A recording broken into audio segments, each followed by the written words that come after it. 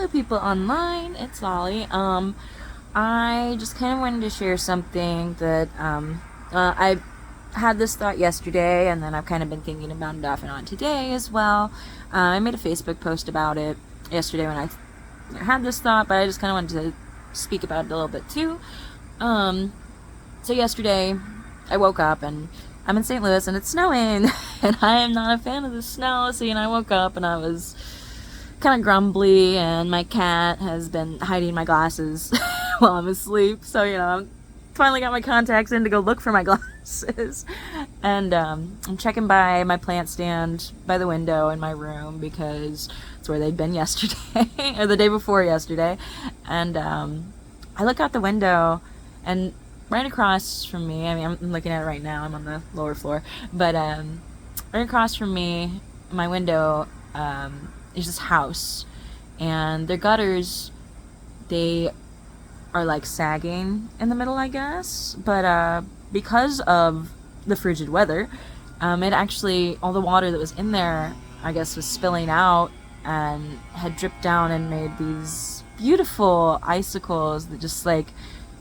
don't know, I guess it was as soon as I looked up, it must have been the way that the sun was glimmering off them or something, but it was beautiful, and I had to just stop and stare for a bit, and I suddenly wasn't all upset. I smiled, and I felt in awe, I guess, of just nature's beauty, and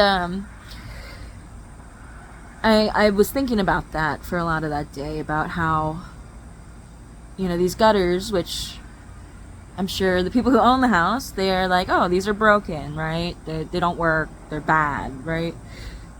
I mean, it did cover their porch in ice, so I'm not gonna lie, it's probably a little bad for them. But it got me thinking about how, just because something is broken doesn't mean it can't be beautiful. And I looked around at the other gutters, and none of them had icicles hanging off of them. I mean, there's still icicles right now hanging off this broken spot. And none of the other gutters have icicles really anywhere, except maybe at the bottom, I guess. But got me thinking, too, about how in life, sometimes the spots where we've been bent and broken, that's where sometimes beauty can come from, where we wouldn't have that opportunity to have that beauty had we not been broken there. And I know that's kind of been a theme in my own healing journey, having survived incestual sexual abuse from my mother as a child, and then in my adult life going into a relationship with a man who ended up being abusive. And I know there's a lot of shame in feeling broken and feeling like you're less than. But broken, I don't think it's necessarily good or bad innately. I think it kind of depends on how you look at it, because these gutters are broken, but they're beautiful, absolutely stunning. They make me think of a winter wonderland, and I don't even like winter, but it's beautiful, picturesque and serene, and it's interesting to think that maybe that could be applied to my own life, or to other people's lives as well. These parts where we feel broken and less than, other people look at and they just see the beauty.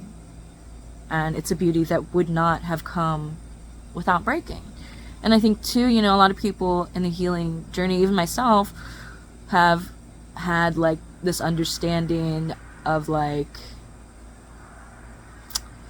you have to go back to the way you were, I guess, in order to be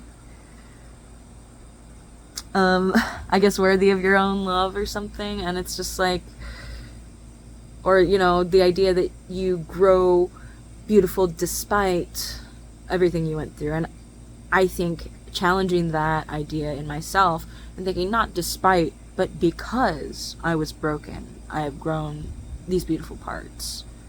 It's not despite that. Some of it is, but in some parts, I gained this beauty in my life because I'd broken.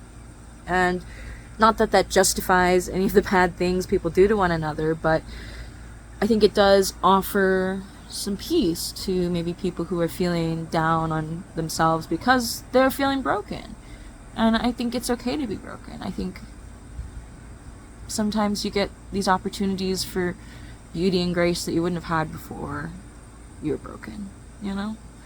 And, you know, of course, my mind rushes to the metaphor of, you know, you have a beautiful vase and it falls and breaks on the floor. And some people might be upset while others will start building a mosaic, you know, and broken mosaics are built from broken bits and they are gorgeous as well. They are not any less than, they are still art. And I think finding that, I guess, tragic beauty in a way of the things that spill out of us when we're broken can be healing to appreciate, you know? So yeah, I just want to go on a little random rant about how, you know, there's spots where you feel like you're not whole or not all together or maybe not functional. Look for the hanging, glimmering icicles from your broken gutter there, you know. There's got to be something beautiful that came from tragedy, you know. And God, I forget who says it, but someone who wrote far more than me once said that the only difference between a tragedy and a comedy is the ending. If it ends sad, it's a tragedy. If it ends happy, it's a comedy. So in both, you're going to have the ups and downs and the highs and lows. It just depends what note you end on. And I think life is pretty similar that way. So though we will have devastating moments, I think if we can keep trying to consciously choose to end on a happy note, we can make sure life ends up a comedy rather than a tragedy, you know. But yeah, it's cold, so I'm going inside. Have a good one. Night.